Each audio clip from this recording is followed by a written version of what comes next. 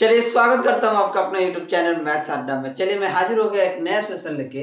आज हम बात करेंगे इसके एनटीपीसी प्रैक्टिस सेट 9 जो है प्रैक्टिस सेट 9 जो है एक प्रैक्टिस सेट 9 का कुछ क्वेश्चन बाकी है, हम वही करने वाले हैं। ये इसके झा सर का प्रैक्टिस सेट से यानी कि रिमेन क्वेश्चन करने वाले हैं। जो बाकी क्वेश्चन है वो हम करने वाले हैं, ठीक है। तो चलिए अगर आप हमारे चैनल पर नए हैं तो चैनल को सब्सक्राइब कर लें और वीडियो को अंत तक देखें ताकि आपको उसका फायदा मिल सके। और अभी तक आप हमारे टेलीग्राम चैनल से नहीं जुड़े हैं तो उसका लिंक आपको डिस्क्रिप्शन में मिल जाएगा, वहां से जाकर टेलीग्राम चैनल पे जुड़ जाए। चलिए आज का पहला क्वेश्चन देखते हैं। Question number 60। क्वेश्चन नंबर 60 कह रहा है कि जब 3 के पावर 10 को 7 से विभाजित किया जाता है तो शेष ज्ञात कीजिए। देखिए जब भी कभी इस तरह का प्रश्न आए भाग करने वाला, तो सबसे पहले ऊपर वाले का इस तरीके से फैक्टर कर 3 के पावर 10 को हम क्या लिख सकते हैं, 3 का स्क्वायर गुना 3 का स्क्वायर गुना 3 का स्क्वायर गुना 3 का स्क्वायर गुना 3 का स्क्वायर, हम इसको लिख सकते हैं, ठीक है। यानी कि अगर हम देखेंगे इसको तो देखिए, चलिए इसको 3 के पावर 10 को हम इस तरीके से लिख लिए, ठीक है। और इसके भाग में 7 से हम भाग दे दिए, ठीक है। बात को बहुत बेसिक से मैं समझा रहा हूं।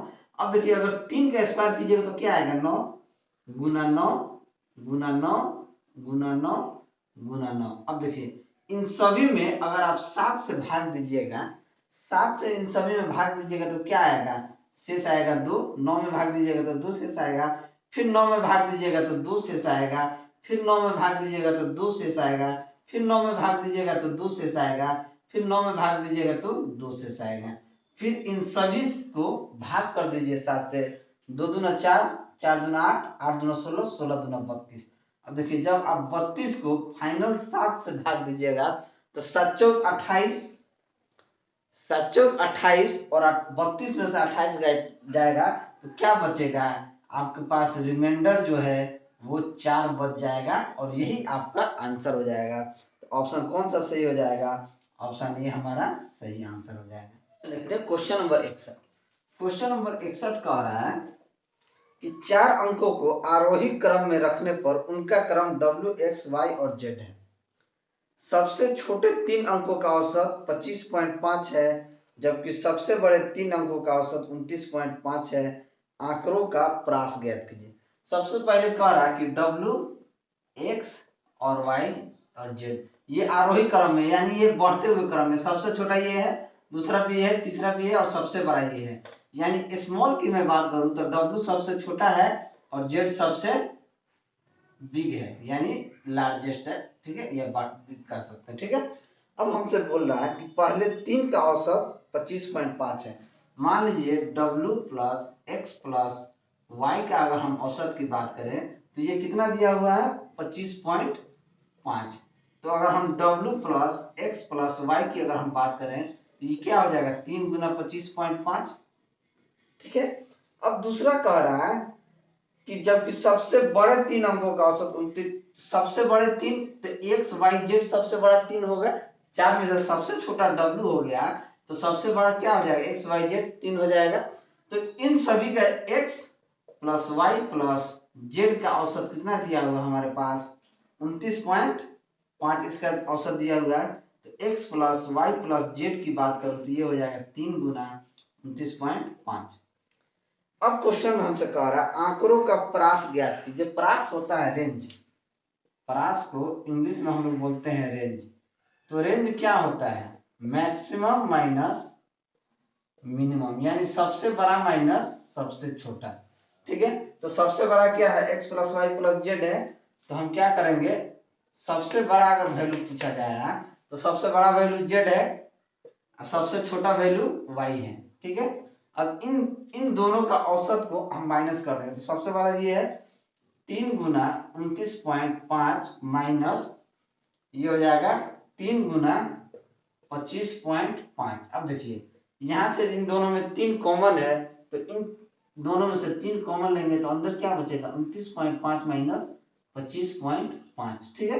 तो ये क्या हो जाएगा, 3 गुना 29.5, 25.5 में से माइनस होगा तो 4 आएगा तो ये क्या हो जाएगा, 3 चौके 12 आपका सही आंसर हो जाएगा।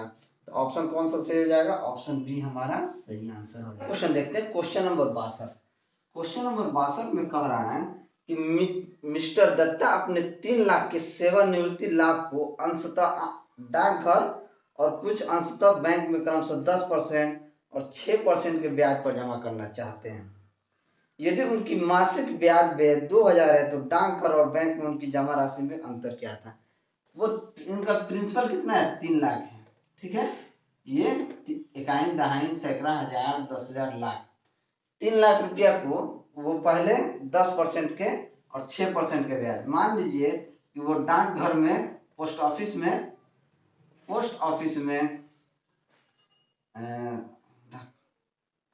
में 10% के लाभ पे लगाना चाहते हैं और बैंक में वो कितना के? 6% के लाभ पे लगाना चाहते हैं, ठीक है। और इनका जो इंटरेस्ट है,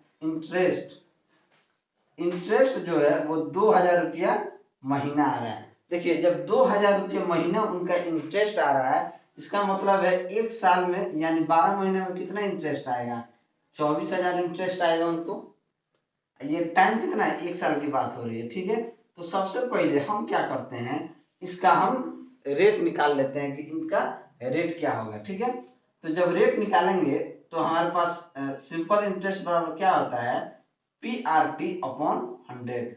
सिंपल इंटरेस्ट हमारा 24,000 है, 24,000, प्रिंसिपल हमारे पास 3 लाख है, 3 लाख, रेट हमें पता नहीं है, टाइम 1 वर्ष की बात है, और 100 से गुना, 2 जीरो से 2 जीरो को पहले उठाइए, इस 3 जीरो से इस 3 जीरो को उठाइए, 3 से 24 कट जाएगा 8 बेर में, तो रेट आपका हो गया 8%। अब इसका रेट ओवरऑल हमारे पास 8% आ गया है। जब ओवरऑल रेट हमारे पास 8% आ गया और 10% पोस्ट ऑफिस में मिल रहा है, बैंक में 6%, तो हम एलिगेशन मेथड लगा देंगे।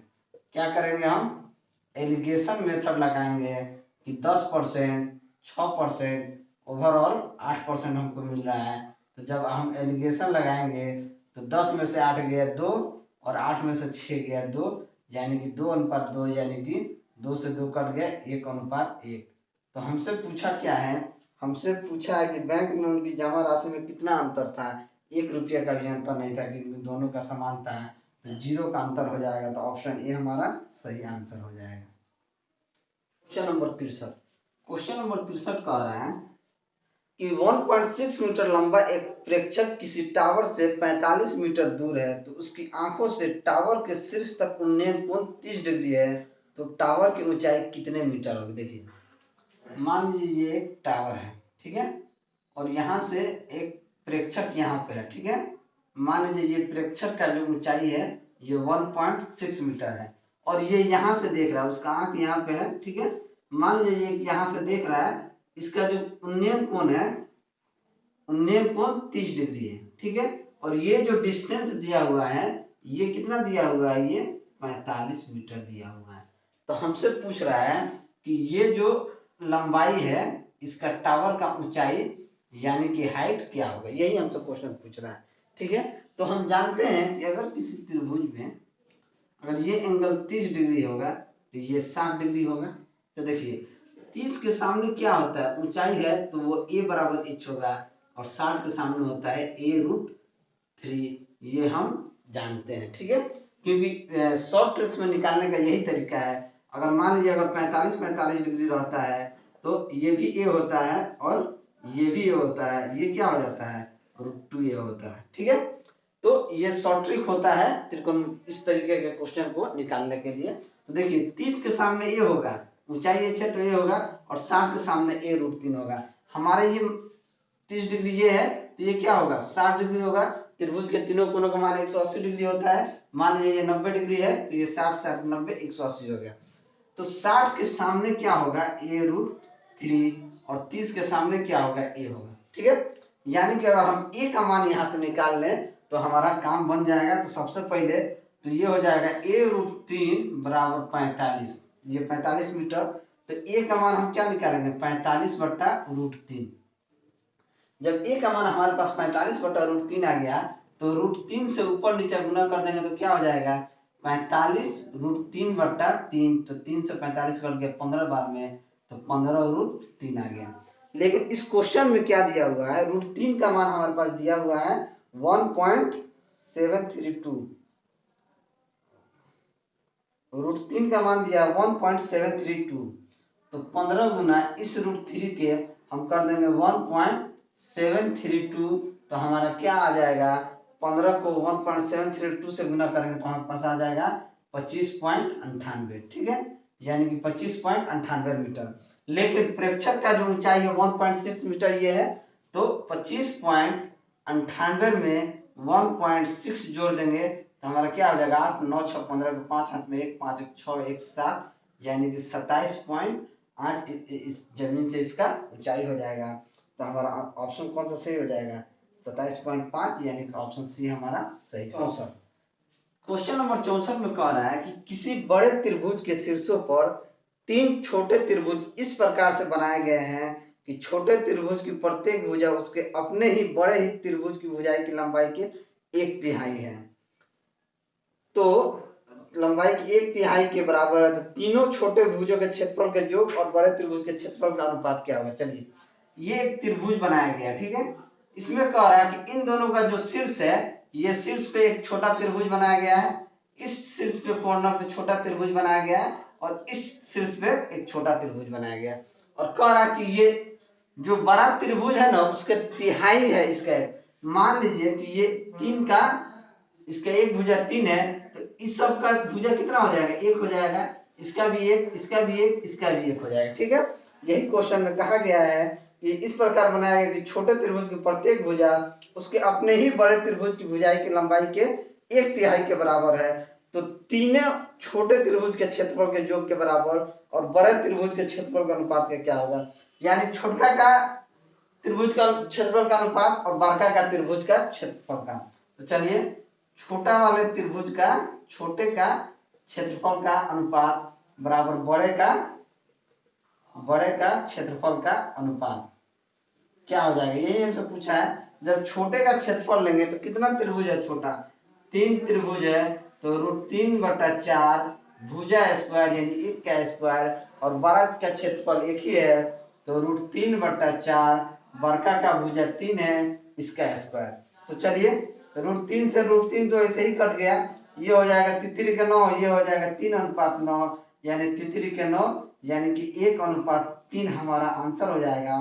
तो ऑप्शन कौन सा सही हो जाएगा, ऑप्शन बी हमारा सही आंसर हो जाएगा। तो क्वेश्चन नंबर 65, क्वेश्चन नंबर 65 कह रहा है कि एक टैंक में 2 छिद्र है, पहला छिद्र टैंक को 30 मिनट में खाली करता है और दूसरा टैंक को 5 मिनट में। मान लीजिए ए एक टैंक का छिद्र है, वो 3 मिनट में खाली करता है, और बी कोई छिद्र है, वो 5 मिनट में खाली करता है। यदि रिसाव एक निश्चित दर से हो रहा है तो दोनों छिद्रों के द्वारा टैंक कितने देर में खाली हो जाएगा। इन दोनों का सबसे पहले एलसीएम लेंगे, 3 और 5 का एलसीएम हो जाएगा 15, तो ए का एफिशिएंसी क्या हो जाएगा, 15/3 यानी कि 5, और बी का एफिशिएंसी हो जाएगा 3। अब कह रहा है कि दोनों अगर एक साथ रिसाव, दोनों टैंक मान लीजिए खोल दिया जाए या खुल गया छेद, तो अगर पानी बह रहा है तो कितने देर में बह जाएगा। इन दोनों का टोटल यूनिट कितना हो जाएगा, 8। तो टोटल ए और बी द्वारा, मान लीजिए टोटल ए और बी द्वारा 15/8 यूनिट के दर से खाली करेगा। इसका मतलब 15/8 हमारा आंसर हो जाएगा। तो इसको जब 1:7/8 हमारा आंसर हो जाएगा, तो ऑप्शन डी हमारा सही आंसर है। देखते हैं क्वेश्चन नंबर 66, क्वेश्चन नंबर 66 कह रहा है यदि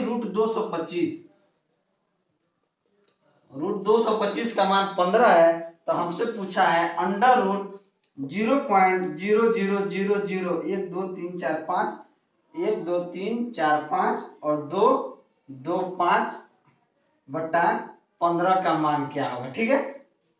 तो देखिए इसको हम कैसे करेंगे, देखिए कितना, पहले इसको भी 1 2 3 4 5 6 7 8 8 है, इसका मतलब है कि 4 जीरो बाहर आ जाएगा, हम समझ में आ गया। इसका मतलब है कि 225 को 8 जीरो से अगर हम भाग दे देते हैं, 2 2 4 2 6 2 8 और बट्टे में 25, तो देखिए अंडर रूट 225 का मान कितना हो जाएगा, 15, और ये हमारा हो जाएगा, जब 8 जीरो है तो 4 जीरो नीचे आ जाएगा, बाहर आ जाएगा, तो 4 जीरो और बट्टे में ये 15 है, तो ये 15 हो जाएगा। 15 से 15 कट जाएगा, तो ये क्या हो जाएगा, 0.0001, यानी कि 0.001 हमारा आंसर हो जाएगा। तो ऑप्शन सी हमारा सही आंसर हो जाएगा। देखते क्वेश्चन नंबर 67, क्वेश्चन नंबर 67 कह रहा है कि अर्धवार्षिक रूप से चक्रवृद्धि ब्याज से 80,000 रुपया के प्रिंसिपल हमारा दिया हुआ है 80,000 रुपया, ठीक है 80,000 रुपया। टाइम हमारे पास दिया हुआ है 2 ईयर, ठीक है। और 20% वार्षिक दर से रेट हमारे पास दिया हुआ है 20%, ठीक है। वार्षिक दर से कितने रुपये हो जाएंगे, ठीक है, वार्षिक दर से कितने रुपये हो जाएंगे, टोटल कितना हो जाएगा अमाउंट, ठीक है। तो देखिए यहाँ वार्षिक बोल रहा है, जब टाइम वार्षिक की बात करें तो 2 गुना 2 यानी कि ये 4 वर्ष हो जाएगा। अर्धवार्षिक की बात की गई यानी 6 महीना पे 1 साल होगा, तो 2 साल में कितना हो जाएगा, 4 छमाही हो जाएगा, तो आपका 4 साल हो जाएगा। और रेट हमसे 20% बोला है, तो 20/2 यानी कि 10% हो जाएगा। अब देखिए प्रिंसिपल हमारा दिया हुआ है, अमाउंट हमको निकालना है, तो कैसे निकालेंगे, अमाउंट बराबर P plus 1 plus R/100 n यानी कि 10। तो प्रिंसिपल हमारा दिया हुआ है 80,000 रुपया गुने 1 प्लस रेट 10/100 का पावर 4, इसको कर देंगे, इसको हम क्या करेंगे, यहाँ लिखेंगे 80,000 गुने 11/4, 11/10 का पावर 4। तो यहाँ क्या करेंगे हम 80,000 को गुना 11/10 गुना 11/10 गुना 11/10 गुना 11/10 कर देंगे। तो देखिए ये 4 जीरो, नीचे वाला 4 जीरो से क्या हो जाएगा, कट जाएगा। और 11 गुना 11 गुना 11 यानी 11 4 बार है, इसको गुना करेंगे तो हमारे पास आ जाएगा 14,641 को 8 से गुना कर देंगे तो 8 कम 8, 8 चौको 32 के 2 हाथ में 3, 8 छक 48, 3 51, 51 के 1 हाथ में 5, 8 चौको 32, 5 37 के 7 हाथ में 3, 8 में 8 3 11 यानी 1,17,128 हमारा आंसर हो जाएगा। तो ऑप्शन कौन सा सही हो जाएगा, तो ऑप्शन हमारा हो जाएगा ऑप्शन बी हमारा सही आंसर हो जाएगा, ठीक है। एक तो ये तरीका है, एक और तरीका है, आप देखिए एक इस तरीके से कर सकते हैं। एक दूसरा मेथड क्या है वो भी मैं आपको बता देता हूं, ठीक है। दूसरा मेथड है कि प्रिंसिपल हमारे पास दिया हुआ है, रेट हमारे पास दिया हुआ है, 10% का मतलब होता है 10/100 यानी कि 1/10, ठीक है। अब देखिए प्रिंसिपल हमारे पास दिया हुआ है 80,000 रुपया, ठीक है। तो इसका फर्स्ट ईयर में क्या हो जाएगा, 1/10 करेंगे तो क्या हो जाएगा, ये हो जाएगा 8,000, ठीक है। सेकेंड ईयर का बात करें तो इसका भी 1/10, तो ये हो जाएगा 800। फिर थर्ड में क्या हो जाएगा, इसका भी 1/10 तो 80, और चौथा में इसका भी 1/10 यानी कि 8। अब 8 को 4 से गुना कर लेंगे, 8,800 को 6 से, और 80 को 4 से, और 8 को 1 से, तो हमारा ये इसको गुना करेंगे तो क्या हो जाएगा, 8 चौक के 32,000, ये हो जाएगा 8 छक 4800, और ये हो जाएगा 8 चौक 32 320, और ये हो जाएगा 8 कम 8, ये हो जाएगा 8 2 8 3 11 का 1 हाथ में 1 2 1 3 4 3 7 यानी कि 37,128 हमारे पास इंटरेस्ट आ जाएगा, ठीक है। तो अमाउंट क्या होता है, अमाउंट होता है, अमाउंट बराबर होता है प्रिंसिपल प्लस इंटरेस्ट। तो प्रिंसिपल हमारे पास कितना है 80,000 है, और हमारे पास इंटरेस्ट आ गया 37,128 रुपया। इसको जोड़ दीजिए 8 2 1 7 8 3 11 यानी कि 1,17,128 आपका ऐसे भी आंसर आ जाएगा। जो मेथड आपको अच्छा लगे, जिससे आप फास्ट कैलकुलेट कर पाएंगे वही आप कीजिए, ठीक है। देखते हैं क्वेश्चन नंबर 68 कह रहा है कि त्रिभुज एबीसी में बिंदु डी और ई क्रम से एबी और एसी भुजाओं पर स्थित है, ठीक है। त्रिभुज एबीसी है, मान लीजिए ये त्रिभुज एबीसी है, इसमें कहा जा रहा है कि डी और ई क्रम से एबी और एसी बिंदु पर, डी जो है एबी और एसी बिंदु पर, एबी और एसी बिंदु पर मान लीजिए ये डी डी है, एबी और एसी भुजा पर स्थित है, डी आधार बीसी के समानांतर है, ये इसके समानांतर है, ठीक है। ये क्वेश्चन में कहा गया है। अब कह रहा है कि ओ बीई और सीडी का प्रतिच्छेदन बिंदु है, ओ जो है बीई यानी कि बी से यहाँ एक जाएगा और डीसी से यहाँ जाएगा, ये आपका क्या हो जाएगा, ओ हो जाएगा, वो प्रतिच्छेदन रेखा है। यदि एडी बटा डीबी का मान 4:3 है, तो डीओ और डीसी का मान क्या है, इसका और इसका मान ज्ञात करना। देखिए ये कोण और ये कोण आपस में बराबर होगा, और ये कोण और ये कोण आपस में बराबर होगा, ठीक है। हमसे कह रहा कि एडी बट्टा डीबी का मान दिया हुआ है, एडी बट्टा डीबी का मान दिया हुआ है, तो एडी बट्टा डीबी बराबर हम डी बट्टा डीसी ले लेते हैं, डी बट्टा डीसी। तो एडी बट्टा डीबी का मान हमारे पास दिया हुआ है 4:7, तो 4:7 बराबर डीई बट्टा डीसी। ठीक है, डीई बट्टा डीसी। अब देखिए इस त्रिभुज को देखिएगा, हमको निकालना है डीओ प्लस ओसी।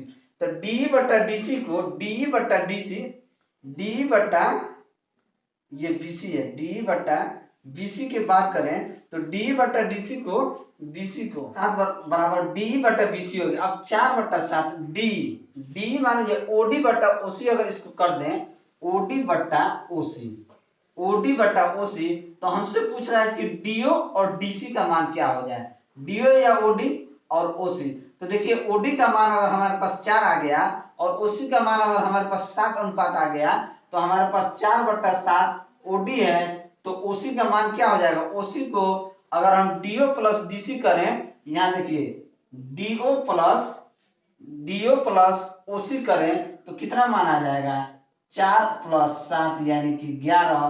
तो अनुपात क्या हो जाएगा, ओडी कितना का मान दिया, ओडी का मान 4 है और डीसी का मान हमारे पास, डीसी का मान आ जाएगा 11। ये हो जाएगा 4:11 हमारा सही आंसर हो जाएगा।